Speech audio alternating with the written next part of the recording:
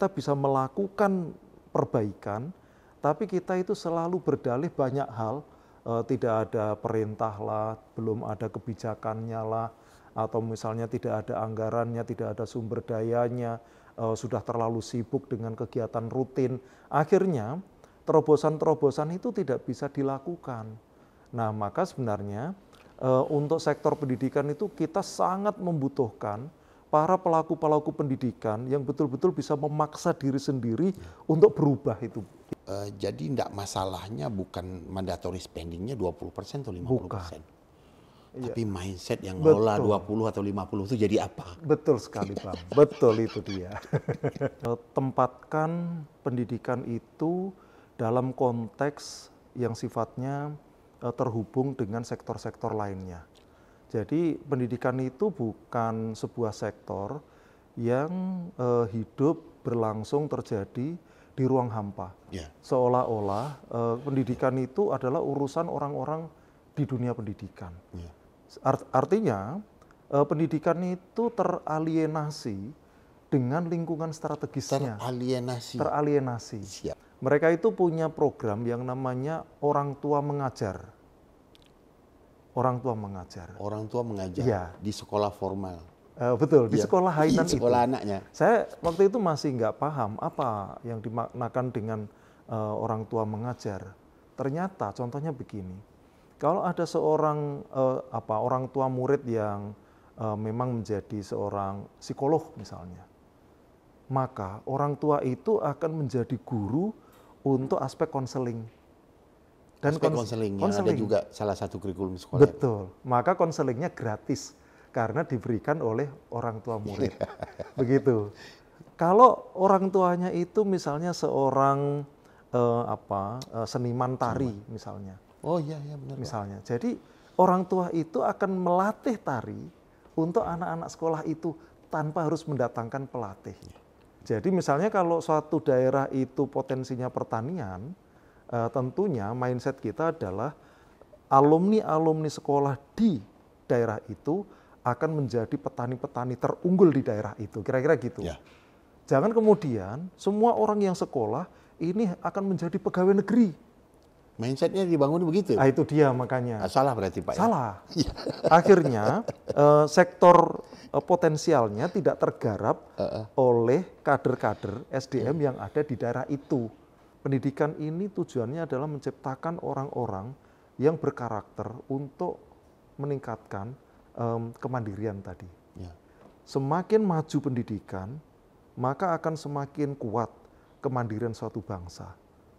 Ya. Sebaliknya, semakin rendah suatu pendidikan, kualitas pendidikan, maka kemandirian bangsa juga akan rendah.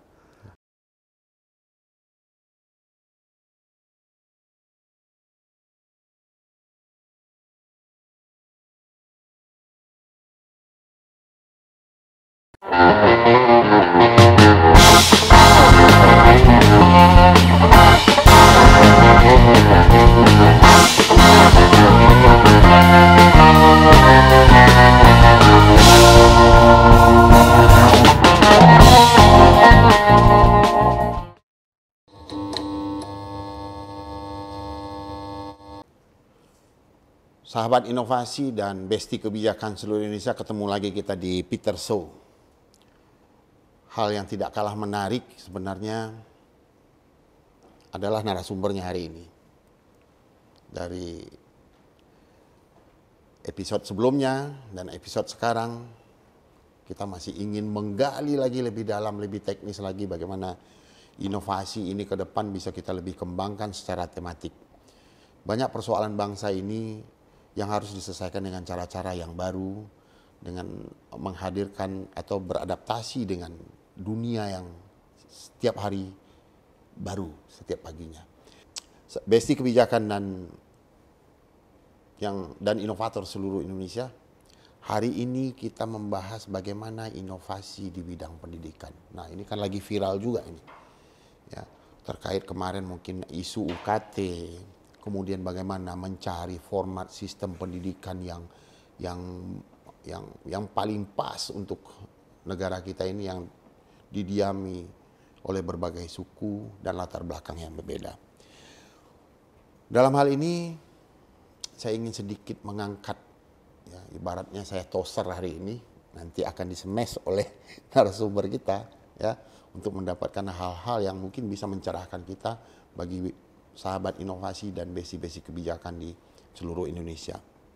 Ya, kita tahu Jepang bangkit setelah Kaisar Hirohito dari Perang Dunia Kedua, tidak menanyakan bagaimana berapa tentara yang mati, tapi beliau menanyakan berapa guru yang masih tersisa. Itulah mungkin awal kebangkitan Jepang yang luar biasa. Pada hari ini kita melihat besarnya negara Jepang dan majunya negara Jepang, ya, dan bisa beradaptasi dengan perkembangan dunia. Kemudian ditambah lagi bahwasanya pendidikan di Indonesia juga dijamin oleh undang-undang. Ya, dan kemudian juga pendidikan juga merupakan urusan wajib pelayanan dasar yang menjadi fokus pemerintah daerah, ya, tentunya dalam melaksanakan itu dengan anggaran mandatory spending 20% harus bisa bermanfaat besar untuk kemajuan pendidikan di Indonesia. Telah hadir narasumber kita akan bahas isu-isu dan inovasi pendidikan pada hari ini.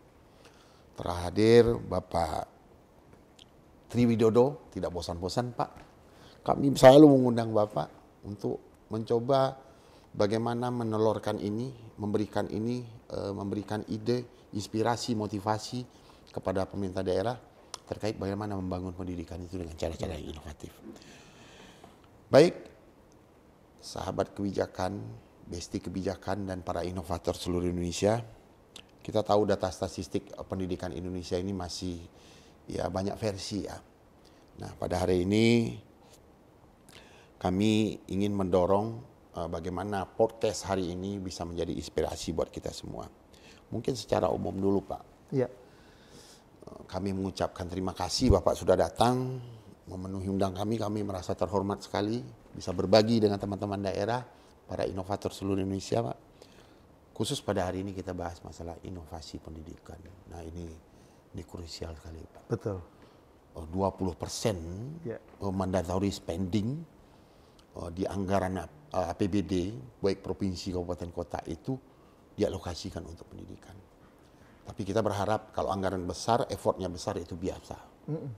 Kalau effortnya kecil, hasilnya besar, nah itu pasti luar biasa. Ya.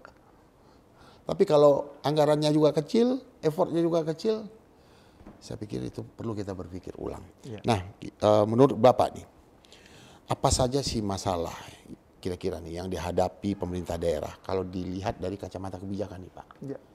Kebijakan daerah dibilang pendidikan, yang membuat pendidikan itu ya seperti sekarang, seperti kita lihat. Banyak persoalan pendidikan yang harus kita lakukan inovasi. Ya. Monggo Pak, siap.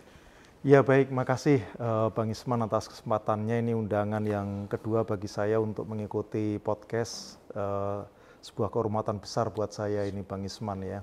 Dulu kita bicara inovasi secara umum, sekarang kita bicara lebih tematik dengan mengangkat isu yang sangat Luar biasa Pak. menyangkut hasrat kehidupan masyarakat yang paling dasar, yaitu salah satunya pendidikan ya. Nah memang kalau kita lihat pendidikan itu menjadi salah satu, kalau bukan satu-satunya, urusan pemerintahan yang paling krusial gitu. Karena pendidikan itu selalu ada masalah, siapapun yang mengurusi, berapapun biaya yang digelontorkan. Jadi kalau Bang Isman tadi mengatakan ada mandatory spending 20% itu, sebenarnya mau 50% juga akan tetap akan muncul masalahnya. Siap. Begitu. Jadi bukan persoalan berapa besarnya, tetapi apa yang harus kita siapkan untuk bisa mendeliver layanan pendidikan yang betul-betul terus improve dari waktu ke waktu. Nah, jadi itu tantangan kita. Tapi kalau pertanyaannya apa masalahnya, mungkin kita bisa melihat ada masalah yang sifatnya objektif begitu, realita yang kadang tidak bisa kita ubah sesaat, atau ada juga masalah-masalah yang timbul karena dari sisi subjektivitas kita kalau saya melihat. Nah, kalau dari sisi yang objektif, realitas nyata itu seperti misalnya katakanlah terkait dengan kondisi geografis. Masyarakat-masyarakat yang masih di pelosok, di pedalaman, biaya tinggi juga, biaya tinggi, tidak ada sekolah, tidak ada guru. Ini memang sebenarnya sangat sulit untuk kita dobrak dan dalam waktu singkat begitu. Ini jangka panjang dan membutuhkan biaya yang sangat besar. Proses yang luar biasa. Betul, tapi kita juga nggak boleh ini Bang Isman, tidak boleh menunggu begitu kan. Menunggu kapan pemerintah pusat akan mengucurkan anggaran lagi begitu.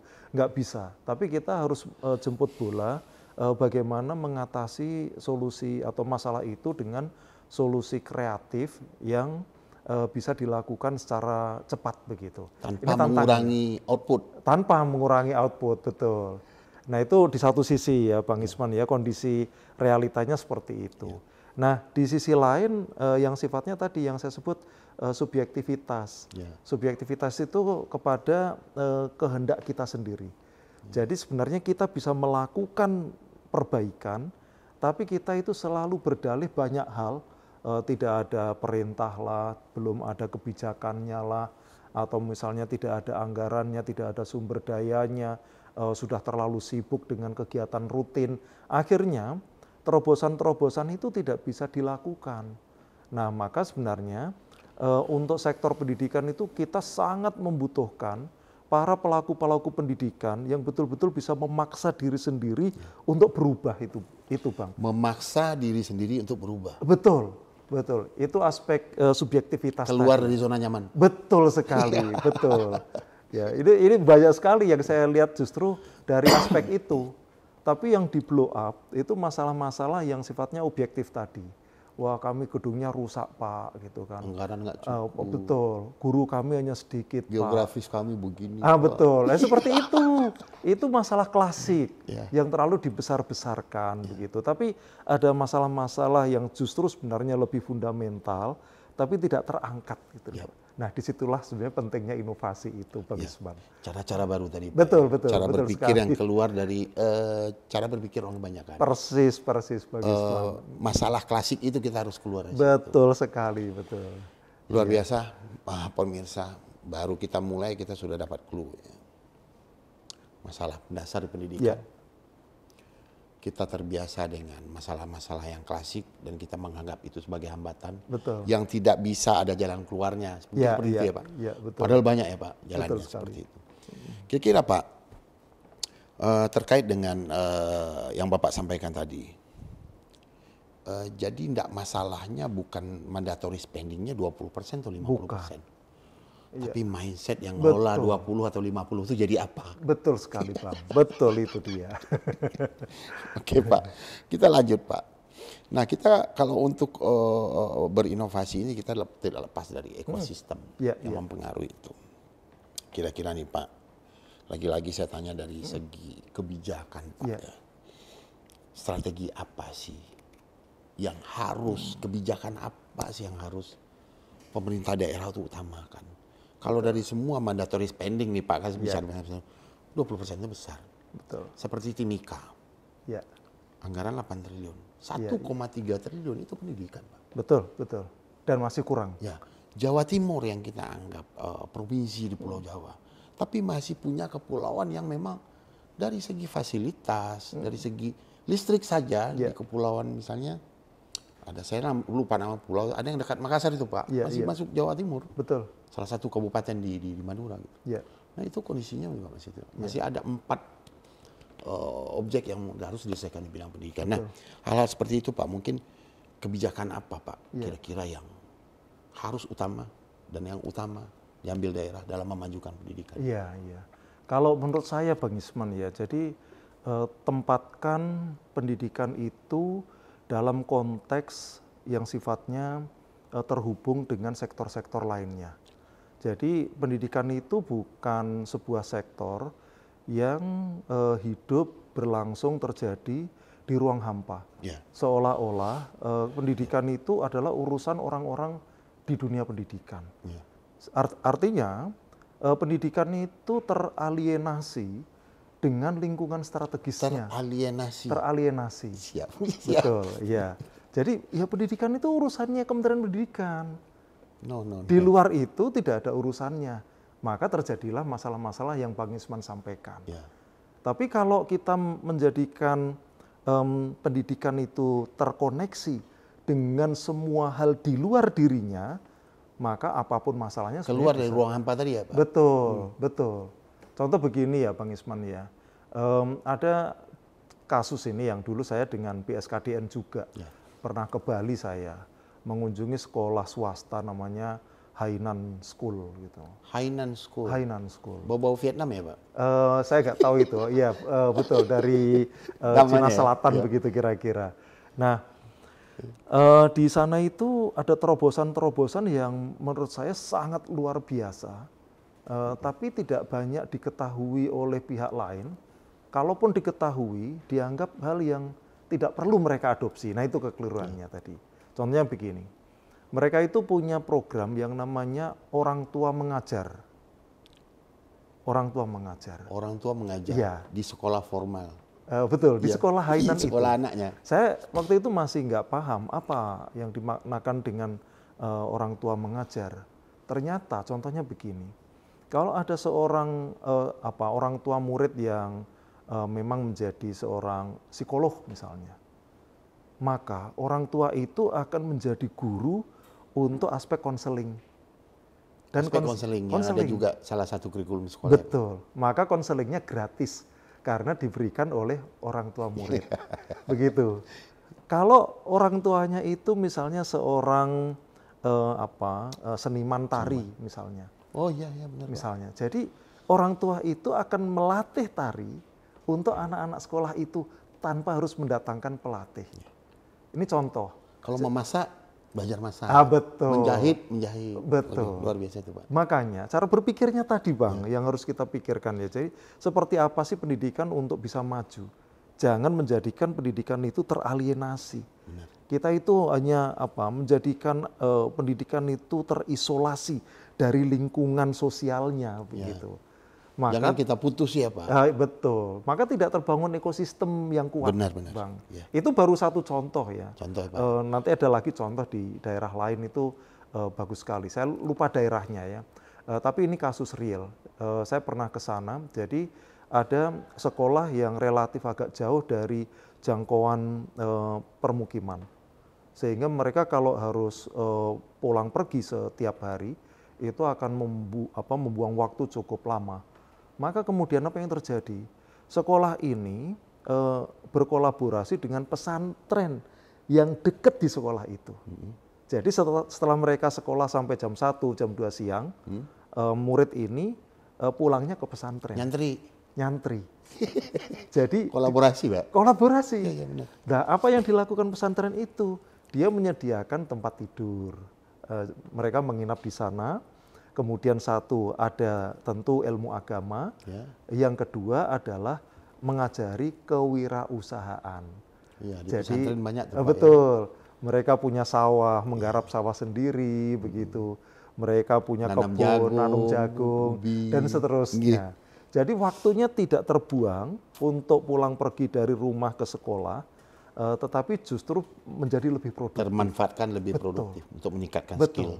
Nah, bagaimana kolaborasi seperti ini dibangun? Artinya sekolah harus betul-betul melihat peluang-peluang untuk menghubungkan dirinya dengan siapapun yang ada di luar dirinya. Itu tantangan terbesar dari sektor pendidikan, Bang. Ya, apalagi zaman sekarang, Pak ya. Betul. Beberapa waktu lalu saya coba ikut beberapa seminar lah, Pak ya. Ada quotes yang saya bilang bukan quotes sih, Pak ya. Memang ini zamannya. Pendidikan itu nggak hanya menjamin untuk masa depan, tapi skill juga penting. Betul. Ya. Ini disampaikan oleh Pak Menteri Pendidikan nggak salah waktu itu. Misalnya beliau sampaikan kita tuh sekarang memasuki era di mana gelar tidak menjamin kompetensi, Pak. Betul. Insinyur pertanian yang dicetak ternyata dia masih bingung cangkul itu yang mana. Betul. Kemudian kita memasuki era di mana katanya Pak Menteri, kelulusan tidak menjamin kesiapan berkarya. Ketika itu dipupuk dari dasar ya Pak. Ya. Kemudian kita masuk ke era di mana akreditas tidak menjamin mutu. Ya. Mungkin itu tantangan pendidikan yang semakin bertambah setiap harinya. Nah, kembali ke ekosistem Pak. Tadi kita sudah singgung satu ekosistem. Orang tua, peran orang tua dalam pendidikan. Betul. Sementara kita melihat ekosistem yang ada di dalam pendidikan itu kita sebut dengan 3 mitra pendidikan. Orang tua siswa, sekolah sebagai penyelenggara teknis daripada pendidikan itu, dan pemerintah di dalamnya. Betul. Ya. Ini mungkin yang terputus Pak ya. Tidak ada hal yang baru seperti yang Bapak sampaikan tadi.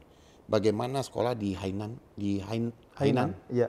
sekolah Hainan di Bali bisa memanfaatkan orang tua Betul. untuk bisa ngajar. Ya. Ini mungkin teman-teman di daerah mungkin juga bisa melakukan hal sama. Ya, betul. Kolaborasi sekolah yang jauh dengan pesantren. Ya. Oh, ini luar biasa. Ya. Bayangkan lagi teman-teman kita di Papua, sulitnya mendapatkan pendidikan. Betul. Ada yang masih pakai sepatu, ada yang enggak, apa segala Ya. macam.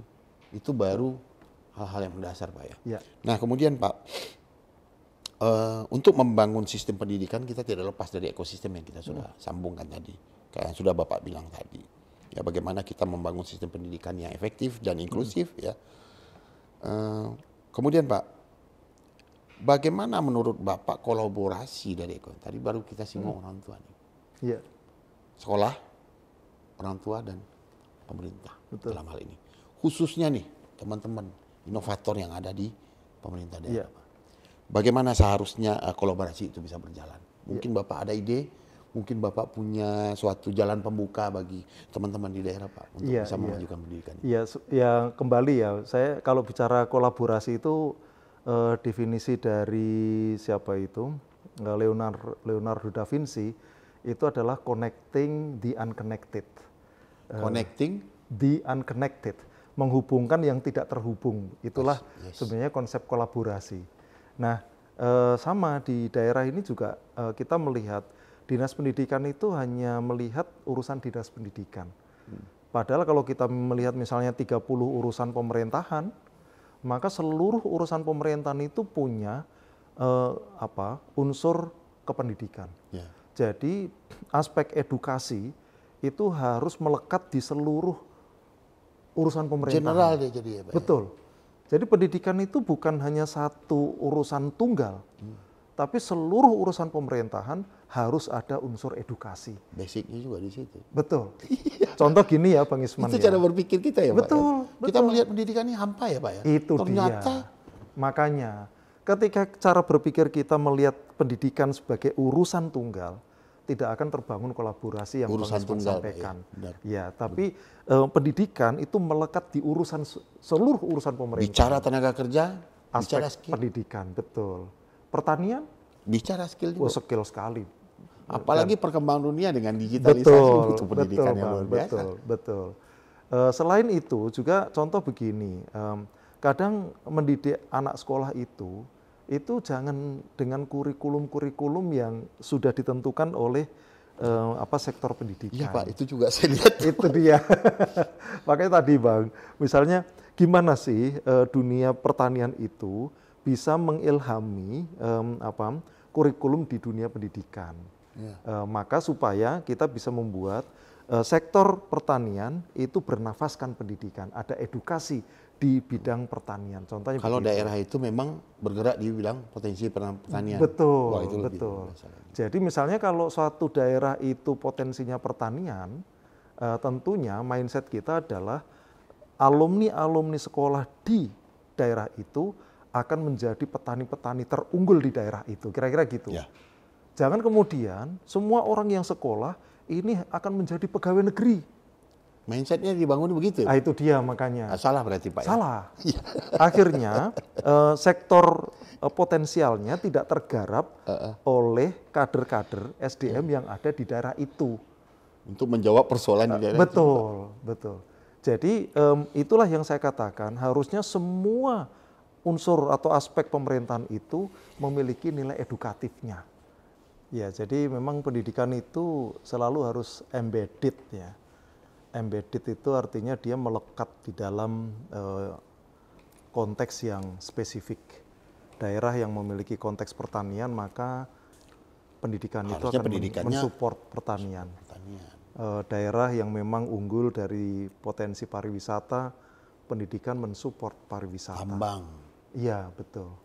Nah, kalau itu bisa dilakukan, maka pendidikan yang berdampak itu akan sangat nyata. Ya. Kalau tidak seperti itu ya akhirnya pendidikan hanya menghasilkan alumni, pencari kerja, belum tentu dapat kerja. Makanya tadi Pak Iswan datanya tadi bahwa betapa banyak alumni-alumni, sarjana dan sebagainya yang banyak tahu tapi nggak tahu mengerjakan. dan kesulitan mencari kerja begitu. Ya, karena Padahal bidang pekerjaannya nggak ada di daerahnya dia. itu dia makanya Pak. Iya, benar juga. Itu strategi yang menurut saya sebenarnya paling mudah. Ya. Tapi kenapa tidak dilakukan? Nah itu karena tadi mindsetnya bahwa pendidikan itu ya seperti ini. Di ruang hampa, Iya betul. urusan tunggal. Itu dia Pak. Padahal Sehingga kita bicara pendidikan, tenaga kerja juga bicara pendidikan. betul. Koperasi persis. bicara pendidikan. Persis Pak, persis. Siap. Iya, iya. Luar biasa. Kemudian Pak Tri, Iya. saya melihat ya kayak Singapura saat ini dengan menghadapi suatu teknologi baru AI Iya, yang luar biasa sekarang. betul. Data yang kita simpan di dunia maya sekarang dimanfaatkan orang lain dan kita juga harus bayar lagi. Iya. Gitu. Banyak sekarang yang untuk menghadapi AI. Nah, Singapura juga mengambil langkah kemarin bagaimana mereka berinvestasi di pendidikan dasar, mendidik anak-anak kenal dengan AI. Dengan harapan itu adalah aset mereka di 20 tahun ke depan. Ketika Anda bicara AI, anak-anak kami inilah jagonya. Gitu. Iya, Di Indonesia mungkin perlu juga kita evaluasi. Betul. Mungkin teman-teman daerah juga bisa mulai menerobos ke sana nih. Pemanfaatan perkembangan teknologi yang luar biasa ini. Kita harus tetap menjadi inovator, menjadi garda terdepan untuk kemajuan pendidikan. Saya bilang garda terdepan Pak inovator. betul. Karena selama ini anggaran besar, ini pendidikan gitu Iya. harus ada inovasinya. Garda terdepan dalam rangka memajukan pendidikan yang efektif, inklusif, dan bisa menjawab tantangan Iya. dunia kerja. Kan begitu ya Pak ya? Betul, betul. Oke, sahabat kebijakan, besti kebijakan, dan para inovator seluruh Indonesia, luar biasa sebenarnya apa yang disampaikan Pak Tri itu mungkin sudah ada dalam kepala kita. Iya, Tapi saya yakin setelah podcast ini bagaimana cara kita menyusun, merundown itu menjadi sebuah inovasi yang harus kita lakukan. Saya yakin dan percaya itu pasti akan berdampak luar biasa. betul. Itulah podcast ini menurut saya tematik pendidikan hari ini adalah podcast yang sangat berharga dan perlu kita inap menungkan untuk bisa kita melakukan langkah-langkah yang terbaik. Baik Pak Tri, mungkin itu secara umum kita bicara tentang masalah pendidikan Indonesia. Berbagai statistik sudah mengatakan tingkat IQ orang Indonesia nomor sekian dari sekian negara. Yang lebih dominan itu yang banyak menamatkan pendidikan dasar. Hampir 53%, 29% menamatkan pendidikan menengah. Itu angka-angka statistik yang memang harus menjadi pertimbangan kita. Nah, ini saat ini banyak isu-isu yang berkembang terkait dengan pendidikan. Kita mendengar kemarin ada uang kuliah Pak UKT, Betul. kurikulum yang selalu berubah-ubah, ya kan? Kemudian banyak juga nanti kita mengenal bahasanya pendidikan kita ini nggak efektif, tidak berakar yang seperti kita bahas tadi, tidak berakar pada kearifan lokal, penyeragaman itu juga mempengaruhi kualitas pendidikan kita. Nah, terkait dengan kita bahas satu isu dulu. Iya. Terkait dengan masalah UKT nih Pak. Iya, siap. Ini dari segi kebijakan nih Pak. Lan kan pengampuannya. Iya, Pak. Masalah kebijakannya. Indonesia menjadi perbincangan. Bukan hanya dari netizen yang maha benar di Indonesia ini. Termasuk juga di dunia. Bagaimana sih sistem pendidikan kita. Kita diketawain orang lah dari negara lain. Ya. Merumuskan kebijakan lebih adil dan inklusif terhadap uang kuliah tunggal untuk UKT. Ternyata ini banyak dapat sorotan. Dari segi kebijakan, Pak. Kita bukan menguji kebijakan dari Kementerian Pendidikan, tidak. Dari sudut inovasi dan kebijakan inovasi apa yang bisa kita lakukan? Pak. Ya, baik. Dari sisi kebijakan memang kebijakan UKT itu menarik untuk ditelaah, Bang Isman. Ya. Karena faktanya masyarakat cenderung menolak terhadap kebijakan itu dan penolakannya tidak tanggung-tanggung, begitu besar ya. Sampai demo di mana-mana menuntut para pejabat pendidikan juga untuk turun begitu. Itu menunjukkan betapa masyarakat itu gerah dengan kebijakan itu. Nah, jadi dari perspektif kebijakan, ketika sebuah kebijakan itu ditolak oleh publik, sebenarnya itu mengindikasikan bahwa belum terbangun komunikasi publik di dalam proses perumusan kebijakan itu. Itu satu. Yang kedua adalah kita ini tidak terbiasa untuk berpikir alternatif. Jadi ada masalah seolah-olah solusinya tunggal. Bahkan nggak ada opsi lain. Nggak ada. Bahkan istilah UKT tadi uang kuliah Tunggal, Pak. Tunggal. Tidak ada opsi lain begitu. Nah, ini saya kira yang perlu kita kembangkan, cara berpikir alternatif. Adakah cara lain selain menaikkan UKT? Ya. Kita sadar bahwa memang dana ini penting sekali untuk pendidikan. Sebenarnya bukan hanya untuk pendidikan. Semua sektor butuh pendanaan yang lebih besar, lebih banyak, tambah terus dan seterusnya. Semua juga menjerit kekurangan. Tapi yang paling penting adalah bukan soal kekurangannya, tapi apa solusinya. Dan selalu tidak pernah hanya ada satu solusi untuk masalah apapun. Ini yang harus kita yakini. Nah, terkait dengan UKT, kita pada saat gonjang-ganjing kasus UKT itu sempat muncul berita yang sangat menohok kita ya, menohok akal sehat para pengambil kebijakan di sektor pendidikan. Benar, Pak. Yaitu ada Universitas Muhammadiyah Maumere di Papua. Di NTT, NTT. ya, Maumere yang tidak memungut UKT. Nah, itu bisa. Itu tadi makanya bisa. Coba apa kira-kira yang mereka pungut? Mereka bisa menggantikan UKT dengan hasil bumi dan perikanan. Jadi karena mereka itu karakteristiknya adalah pertanian dan daerahnya, perikanan, ya, Pak, betul. Dan itu menjadi potensi. Kenapa tidak panen-panen raya itu dikonversi menjadi UKT? Uang kuliah. Jadi uang itu makanya. Nah, ini cara yang apa namanya? Yang berarti masih ada opsi sebenarnya, banyak opsi. Iya. Makanya sekali lagi terhadap satu masalah dari perspektif kebijakan jangan diyakini hanya ada satu solusi, satu pilihan kebijakan. Ini yang harus kita tinggalkan. Cukup Tuhan yang satu ya, Pak. Iya, cukup Tuhan saja yang satu. Setuju itu, Bang. Yang lain pasti ada opsi. Betul. Ya, pasti. Kalau ada asli ada KW-nya ya, Pak ya. Iya. Ada nomor 1, ada nomor 2, ada nomor 3-nya. Benar, Pak. Itu dari segi kebijakan Bapak sudah bahas dari proses. Betul. Sampai juga bagaimana kita melihat masalah itu, jangan melihat tunggal lagi. Betul. Itu pasti dia. Pasti ada jalan. Ya. Pasti ada cara yang paling bijak. Nah, sebenarnya UKT ini kan bagus ya, Pak. Bagus ya, Pak. Cuma mungkin tadi pelibatan publik. Ya, komunikasi publiknya tidak dilaksanakan dengan semestinya itu, Bang. Ya. Konsultasi publik itu juga tidak dilakukan, uji publik mungkin juga belum. Ya. Sehingga publik merasa memiliki jarak yang sangat lebar dengan proses pembuatan kebijakan itu.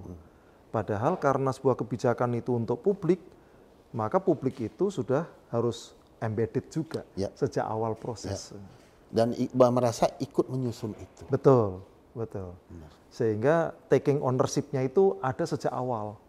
Jangan kemudian proses perumusannya itu elitis, ada di pemerintah saja. Begitu selesai, kemudian dilemparkan ke publik, mereka semua kaget. Ya. Makanya masalah UKT ini agak besar juga, masalahnya agak viral juga lah. Kalau di TikTok FYP lah, Pak. Ya. Betul. Saya melihatnya memang urusan pendidikan, kesehatan, itu masih menjadi masalah di setiap kepala orang tua, Pak, ternyata. Betul. Ketika dua ini bisa kita bereskan dengan baik, saya yakin kebahagiaan warga negara ini akan ada. Contoh, mungkin ketika saya sakit, saya harus mikirin, saya puskesmas harus keluar biaya loh. Karena dia berpikir ke fasilitas kesehatan, itu keluar biaya. Iya. Anak saya ujian, saya butuh uang. Ketika itu gratis, Pak, mungkin orang tua hanya memikirkan ini beras untuk 30 hari. Ini lauk untuk 30 hari. Tanpa dia harus memikirkan lagi. Mungkin ini hal sederhana yang memang harus kita pikirkan. Banyak sekarang daerah sekolah gratis. Ya. apakah begitu?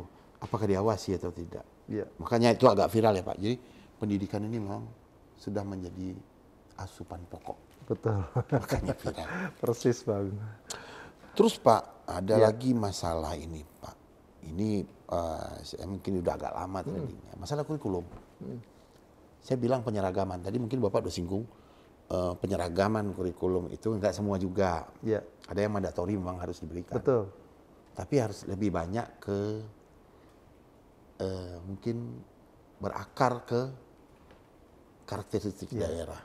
Nah, saya juga pernah Pak melihat sekolah. Nggak ada seragamnya Pak. Iya. Tapi tingkat kelulusan tinggi. Kita pernah cerita mungkin seorang anak SD nangis pulang. Kenapa? Karena hari Senin nggak bawa topi, jadi nggak boleh sekolah hari itu. Nggak boleh ikut upacara, berarti nggak boleh ikut belajar.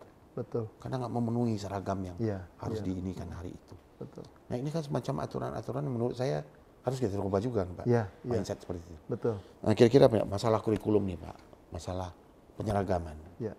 Kira-kira Pak mungkin lebih Iya, agak deep. itu menurut saya pendidikan itu terjebak kepada simbol-simbol Bang. Jadi bukan pada esensi mendidik itu apa. Sebenarnya mungkin bahwa anak-anak harus pakai topi, harus pakai seragam, pakai Dasi. dan sebagainya itu untuk menunjukkan bahwa kita itu setara. Mau kaya, mau miskin, mau pinter, mau bodoh, semuanya pakai identitas yang sama. Ya. Sebenarnya mungkin juga itu baik begitu. Tidak kelihatan kaya miskin gitu. Betul. Semuanya disamakan. Tetapi kemudian ketika kita terlalu membesar-besarkan itu, sehingga kita menjadi simbolik akhirnya. Bahwa itulah yang disebut pendidikan. Nah itu Pak yang terjadi. Ya, padahal sebenarnya pendidikan itu kan banyak dimensinya. Satu, misalnya bagaimana kita meningkatkan keterampilan dan pengetahuan si anak. Ini yang paling basic menurut saya. Iya betul. Knowledge-nya dengan skill-nya ya gitu. Ini yang pertama. Yang kedua adalah terkait dengan karakter gitu. Jadi ini tidak ada maknanya kita meningkatkan pengetahuan, keterampilan kalau ternyata karakternya tidak terbangun, tidak kokoh. Nah yang ketiga adalah kemandirian. Jadi tujuan akhir dari pendidikan adalah kemandirian. Kemandirian ini luas, baik kemandirian individu kita, saya, Bang Isman dan sebagainya, seluruh murid Indonesia harus mandiri dalam berbagai hal maupun kemandirian bangsa. Maka ini menarik ketika kita melihat satu buku yang ditulis oleh penulis Prancis judulnya Millennium. Millennium, ya. Tahun 2000-an nggak itu Pak? 1900 sekian, ya mendekati 2000. Nah, di dalam buku itu dikatakan bahwa pendidikan ini tujuannya adalah menciptakan orang-orang yang berkarakter untuk meningkatkan kemandirian tadi. Ya. Semakin maju pendidikan, maka akan semakin kuat kemandirian suatu bangsa. Ya. Sebaliknya, semakin rendah suatu pendidikan, kualitas pendidikan, maka kemandirian bangsa juga akan rendah. Nah, ini filosofi pendidikan harus dapat dulu nih, yang harus dimiliki oleh seluruh insan pendidikan. Nah, kalau insan pendidikannya belum paham tentang filosofi pendidikan, maka tadi terjebak ke hal-hal yang sifatnya simbolik tadi. Benar. Nah, oleh karena itu saya kira mungkin juga kewajiban kita semua untuk mengingatkan para tenaga pendidik bagaimana filosofi pendidikan itu. Sehingga proses untuk delivery-nya tidak hanya sekedar belajar mengajar, Ya. tetapi Jangan itu ya Pak ya. Betul, values-nya. Benar Pak. Ya, values-nya itu yang harus ditonjolkan. Saya setuju 100% Pak. Iya, makasih Bang. Itu yang kita bilang pendidikan itu pakai seragam, kamu pakai dasi, sepatu hitam, kaos putih, udah kamu dikatakan sekolah. Iya. Yang penting kamu itu, ya kan? Iya. Tanpa kita melupakan yang Bapak bilang tadi, yang di buku Millennium tadi. Ya, bagaimana mendidik orang jadi mandiri? Betul. Mandiri itu kita bicara survive juga kan Pak. Adaptasi dengan perkembangan lagi.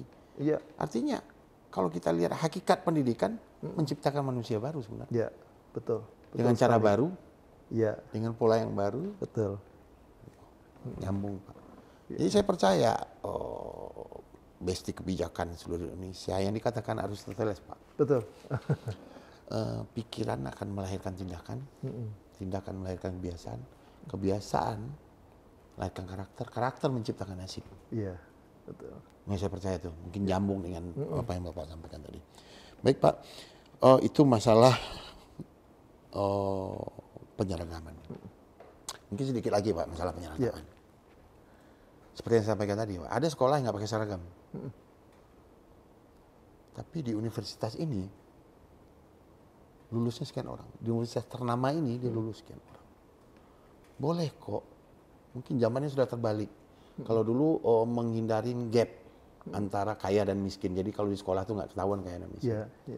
Tapi hari ini mungkin berbeda, Pak. Kepedulian sosial itu ternyata tinggi loh sekarang. Betul. Apalagi Gen Z ini kan sosialnya sangat tinggi, Pak.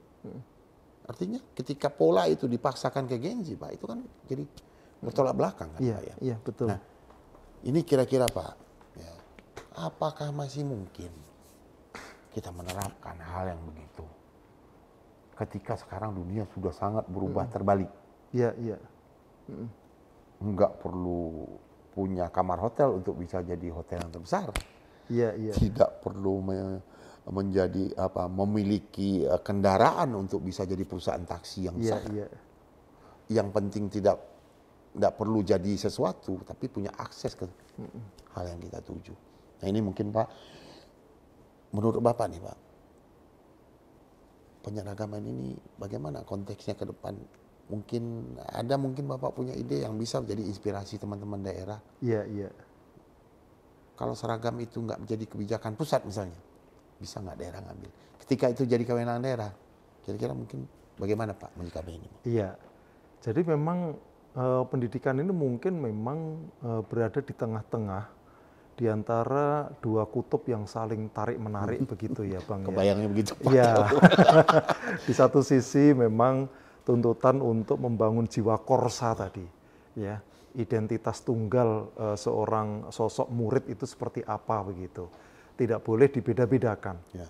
Tapi di sisi lain juga kita justru ingin mendorong kreativitas, karakter yang mereka tidak boleh dikerangkeng dengan pola-pola tertentu. Nah, dua kutub ini yang kadang kita mencari titik temunya itu agak dua susah. Mazhab ini ya Pak. Betul Bang, betul. Maka mungkin jalan tengahnya bagaimana kita mengakomodir pola-pola penyeragaman dalam hari-hari tertentu, ya kesempatan-kesempatan tertentu begitu. Tetapi juga ada kesempatan lain yang kita berikan mereka untuk sekreatif mungkin. Ruang kreatif. Iya betul. Jangan dikungkung. Betul. Misalnya hari Senin oke lah ya, putih merah, putih biru, putih abu, misalnya seperti itu, dengan topi, dengan dasi, dengan sepatu hitam dan seterusnya. Untuk menunjukkan tadi identitas murid Indonesia sebagai anak sekolah hari Senin. Betul, ya. Dan itu juga membangun pride ya, kebanggaan bahwa saya anak sekolah begitu. Itu penting. Tapi ada hari tertentu yang mereka justru dituntut pakai baju lebaran, Pak. Ya, Anda harus pakai baju yang seunik mungkin, sekreatif mungkin, dan itu akan diberikan nilai, misalnya begitu. Sehingga justru itu akan menjadi kesempatan untuk aktualisasi diri. Berkreasi begitu. Misalnya sepatunya warnanya beda. Nggak apa-apa gitu. Kita harus berani untuk berpikir berbeda dan kita juga harus berani untuk memperkenalkan kepada murid bahwa salah itu bukan tabu. Ini yang paling penting ya. Nah selama ini yang kita amati, murid-murid sekolah itu sangat takut dengan kata salah. Iya Pak.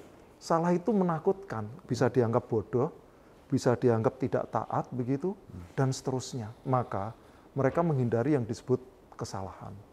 Padahal kalau kita lihat berbagai penemuan-penemuan besar itu justru dimulai dari kesalahan. In innovation, wrong is right. Ya, itu dia. Kalau Anda tidak pernah salah membuat inovasi. Itu dia, betul. Berarti bukan on the track, Pak. Iya, salah itu dalam banyak hal adalah media untuk mencari kebenaran. Benar, Pak. Orang jatuh dulu belajar naik sepeda untuk bisa naik sepeda. Betul. Maka itu tadi, perkenalkan kata salah dalam kamus berpikirnya anak-anak That's Indonesia. right. Anda Itu sudah yang track yang penting. benar. Betul, Bang. Benar Pak, kalau kita kan punya anak-anak juga ya Pak Ya, ya.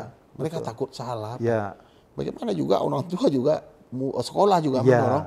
Anda itu sudah benar. betul, betul. Cuma mungkin Anda salah mengambil keputusan Ya. karena resikonya Anda nggak pikir. Persis, Bang. Jadi kalau Bu Guru menanyakan 1 tambah 2 berapa, jawabannya 3. Itu yang sayap kiri tadi. Ya. Itu mainstreamnya begitu. Linear. Tapi ketika dia menjawab, Bu, jawabannya bukan 3, tapi akar 9. Itu, wah keren banget ini jawabannya. Iya benar. Nah makanya mereka harus dilatih untuk berpikir yang berbeda. Karena berpikir berbeda itu bukan hal yang salah gitu. Maka ketika mereka sudah berani merasa salah, dan salah adalah bagian dari upaya mencari kebenaran, itu kreativitas terbuka lebar di sana, Bang. Iya Pak, memang sederhana kita menganalogikannya Pak. Betul. Ya. Tapi itu hari-hari terjadi dalam Ya. pendidikan kita. Mungkin basic kebijakan dan para inovator ini sebenarnya dasar-dasar berpikir bagaimana kita melakukan inovasi di bidang pendidikan. Persis. Dan itu rata-rata terjadi di seluruh daerah di Indonesia ini. Ya, betul. Acara ini sungguh luar biasa loh, terutama bagi teman-teman yang mengurusi bidang pendidikan, yang mandatory spending, urusan wajib perendasan, punya SPM lagi. Ya, ini mungkin bisa menjadi cikal bakal pemikiran bagaimana kita melakukan perubahan di bidang pendidikan. Nah kemudian Pak, sebenarnya banyak isu nih Pak terkait dengan pendidikan. Sekarang merdeka belajar atau belajar merdeka Pak? Dua-duanya lah. Dua-duanya. Jadi gimana nih Pak penjawabannya? Kalau saya baca programnya, guru dibebaskan untuk membuat kurikulum itu, tapi tetap dalam sistematika yang sudah ditetapkan. Memangnya selama ini kita tidak merdeka Pak? Pertanyaan kalau orang inovasi tanya begitu. Iya, iya. Kenapa mereka belajar? Emang selama ini kita belajar nggak merdeka ya? Iya, iya, iya. Kira-kira nih tanggapan Bapak nih dari segi kebijakan, monggo Iya. Pak. Ya itu tadi Bang, jadi kalau saya tidak suka matematika tapi harus belajar matematika, itu yang disebut tidak merdeka. Tidak merdeka. Tidak merdeka. Karena saya dipaksa. Dan dalam keterpaksaan itu, saya tidak bisa mengeluarkan semua potensinya karena saya sudah resisten dengan apa yang tidak saya sukai itu. Einstein pernah mengatakan begini, setiap anak itu cerdas, tapi kalau mengukur kecerdasan itu seperti seekor monyet yang bisa berenang, maka itu adalah kebodohan terbesar. Bagi si monyet. Iya, jadi seseorang itu punya bakat sendiri-sendiri. Monyet bakatnya naik memanjat pohon, ikan berenang, sehingga tidak bisa dikatakan bahwa monyet itu bodoh karena tidak bisa berenang. Karena memang tidak harus berenang. Sama dengan manusia. Ketika saya sangat bodoh matematika, itu jangan dianggap bodoh. Karena memang saya bukan di bidang matematika. Nah, maka yang harus dilihat adalah di bidang apa seorang anak itu bisa dikanalisasi potensinya agar bisa menjadi maksimal. Nah, tidak harus semua tadi yang seragam. Maka kurikulum yang sifatnya seragam tadi yang istilah Bang Isman tadi belum merdeka belajar. Nah, maka itu kemudian dibukalah idenya begitu, Bang. Dan perlu belajar merdeka. Ya, ya. Untuk bisa merdeka belajar. Iya, betul. Saya tertarik Pak, teman-teman kreator pendidikan, inovator di Jawa Timur Pak. Saya datang, mereka juga ngajar di penjara Pak. Mereka bikin di depannya tagline Dinas Pendidikan, Merdeka Belajar, sablon. Di belakangnya, belajar merdeka. Iya. Wah ini menggugah sekali. Iya. Ya Pak ya, kreativitas yang luar biasa. Iya. Nah ini Pak, kita sekarang tadi saya singgung soal Singapura, soal AI, cepatnya perkembangan. Ini. Karena setiap pagi dunia itu ternyata baru. Betul. Tidak ada yang pasti di dunia ini selain daripada Tuhan. Yang pasti itu adalah perubahan. Besok pagi pasti ada perubahan. Besok pagi lagi pasti ada perubahan. Dan itu tidak bisa dihentikan. Dengan perkembangan teknologi yang sangat cepat dan luar biasa ini, Pak. Kira-kira nih Pak, selain dari digitalisasi pemerintahan, kita udah pernah dengar lah, digitalisasi pendidikan. Bagaimana daerah harus menyikapi itu? Iya, iya. Kira-kira nih Pak, dari ini mungkin dari kebijakan lagi Pak ya, mungkin daerah yang terbatas internetnya atau geografisnya, ini mereka nggak bisa digitalisasi. Betul. Ini digitalisasi kalau di mindsetnya orang inovasi, menurut Bapak gimana nih Pak? Iya, iya, sebenarnya digitalisasi itu sebuah keniscayaan sih Bang. Ya. Artinya kita nggak bisa juga menolak dengan alasan bahwa kita masih daerah tertinggal dan sebagainya. Kita belum didukung dengan SDM di bidang itu. Justru kondisi itu yang lebih memacu kita untuk bisa menyongsong era digital. Tetapi memang menurut saya digitalisasi bukan segalanya. Ya. Jangan kemudian kita itu hanya berpikir, ayo kita digitalisasi, melupakan apa sesungguhnya yang menjadi kebutuhan substansi kita begitu. Contoh kan begini ya Bang ya, satu misalnya bahkan di kota-kota besar sekalipun itu banyak orang yang masih mengalami apa yang disebut digital divide.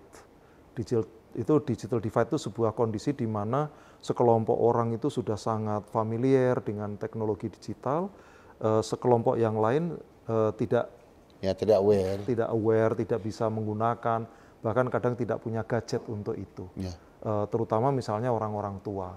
Ya. Nah, orang-orang tua itu kalau dipaksakan beralih ke digital, mereka akan tertinggalkan. Padahal konsep kita adalah no one left behind. Ya. Tidak boleh ada satu orang pun warga negara yang ditinggalkan atau tertinggal begitu kan. Maka jangan paksakan bahwa digital itu berlaku untuk semua orang gitu. Maka menurut saya tentu kita harus mengejar ketertinggalan kita dibanding negara-negara lain dalam hal digitalisasi, tetapi kemajuan kita ini jangan tercerabut dari permasalahan kita. Maka akan lebih baik kalau misalnya layanan publik kita itu ada opsi digital, ada opsi lain yang non digital. Semakin banyak opsi, inovasi itu semakin bagus. Betul sekali. Dan sebenarnya kalau kita bicara public services, itu bicara tentang public choices. Ya. Yes. Jadi pelayanan publik yang baik itu adalah pelayanan yang memberikan pilihan-pilihan. Kalau ibaratnya mau bayar bakso nih Pak, multi payment. Itu dia. Bisa Bang. OVO, bisa ini. Iya, iya betul. Anak muda yang memang nggak pernah bawa duit. Jangan tunggal lagi lah Pak ya. Betul. Dan itu sebenarnya udah cocok sekali dengan programnya BSKDN. Ketika mendorong daerah untuk berinovasi, inovasi digital harus ada, non-digitalnya juga tetap harus dilakukan. Sehingga seimbang gitu kan Bang. Itu dia. Opsinya gitu Pak. COVID mengajarkan kita banyak hal. Ya. Ternyata sekolah itu bisa online loh. Bisa. Bisa. Dulu kita menganggap sekolah kamu hadir pakai seragam lengkap, absen. Betul. Memang kita bicarakan hal-hal yang sangat mendasar, tapi mudah-mudahan acara ini, podcast kali ini, tematik pendidikan, inovasi yang terkait dengan pendidikan, ini bisa memacu semangat kita untuk bisa berpikir out of the box, berpikir yang berbeda seperti yang Pak Tri sampaikan tadi, untuk bisa memajukan pendidikan di Indonesia, terutama di pemerintah daerah. Sehingga apa yang sudah direncanakan, sinkronisasi program pendidikan pusat dan daerah itu bisa sejalan dengan cara-cara yang baru. Benar. Pemirsa dan besti kebijakan di seluruh Indonesia, mungkin kita akan sampai kepada penghujung acara kita. Sebenarnya butuh waktu yang banyak nih Pak. Iya. Nanti Bapak kalau kami undang lagi, jangan bosan-bosan dengan senang hati Bang, dengan senang hati. Ini menarik loh Pak. Saya pikir kita sering ke daerah, kita tahu lah ya kondisi kebatinan teman-teman daerah. Kebingungan juga seperti yang Pak Tri bilang. Ada di antara dua kutub, harus kemana. Saya kebayangnya malah tidur pakai kain sarung di pos ronda Pak. Ditutup kaki, telinga digigit nyamuk, berdenging-denging. Ditutup kepala, kaki habis digigit. Jadi hal itu memang tarik-menarik nggak bisa. Betul.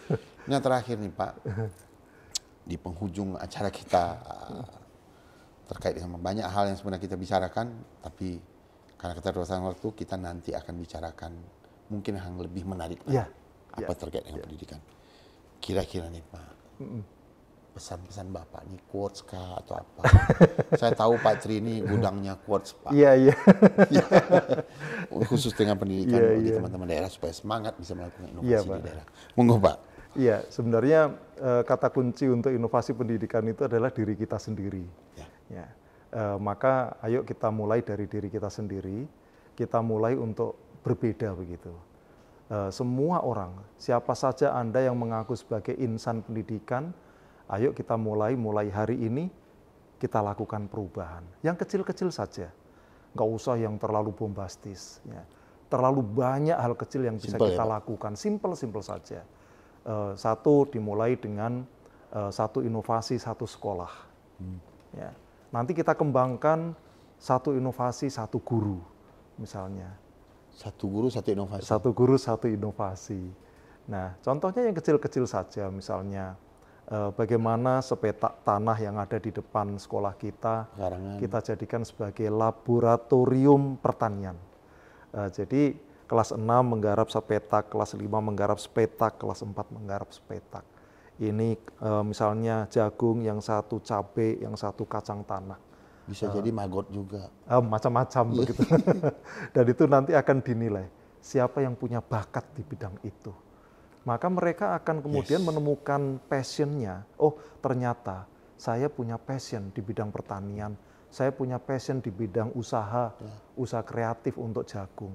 Jadi setelah jagung tumbuh, baru tahu untuk apa nih jagung? Ternyata jagung produk turunannya begitu banyak. Nah, mereka dicoba untuk menggarap itu. Ketika mereka bisa melakukan, itu akan memberikan efek yang sangat besar bahwa ternyata saya mampu menjadi calon pengusaha di daerah. Sehingga ketika sudah lulus sekolah begitu, itu tidak berpikirnya saya kerja apa. Nggak punya rencana apa-apa. Iya, itulah di proyek kah atau di kota-kota sebagai pedagang. Bisa nggak saya? Nah, seperti itu. Ini mindset seperti itu yang harus kita tumbuhkan. Bahwa setiap murid itu adalah talent terbaik dari Republik ini. Gitu, Bang. Luar biasa, Pak. Menggugah sekali itu, Pak. Terima kasih, Bang. Artinya memang dibangun dari kecil ya, Pak ya? Iya, betul. Dari kecil. Harus punya rencana. Harus. Kesalahan terbesar kita itu merencanakan hidup itu nggak punya rencana sama sekali. Betul. Baik Permisa dan Besti Kebijakan seluruh Indonesia, itu kita sudah bicara tentang inovasi pendidikan. Saya mungkin agak sebelum penutup, saya mau kasih pantun nih Pak. Iya Pak, cakep. Nggak rasanya kalau pantun itu nggak ada. Iya. Pergi tamasya ke Tanjung Puting. Cakep. Banyak daun, gugur mengering. Cakep. Inovasi pendidikan menjadi penting. Dimulai dari kebijakan untuk melenting. Luar biasa. Besti Kebijakan dan inovator seluruh Indonesia. Bicara anggaran tidak akan pernah cukup. Kapan anggaran itu cukup? Ketika kita bilang cukup dengan cara-cara yang baru dan cara-cara yang inovatif. Ketika diri belum bisa mengatakan itu cukup, itu tidak akan pernah cukup. Cukupnya itu dengan cara-cara yang baru, cara-cara melenting tadi, Pak. Ya. Itu mungkin penutup daripada podcast kita kali ini. Ya. Sampai ketemu di Peter Show selanjutnya, program edukasi dan inovasi terkini. Kita bongkar strategi inovasi berikutnya. Nanti di seri berikutnya Pak, mungkin tema apa lagi gini kita mau bawa Pak? Tema yang lain nanti. Kami minta waktu Bapak nanti untuk bisa terus berbagi dengan teman-teman seluruh Indonesia.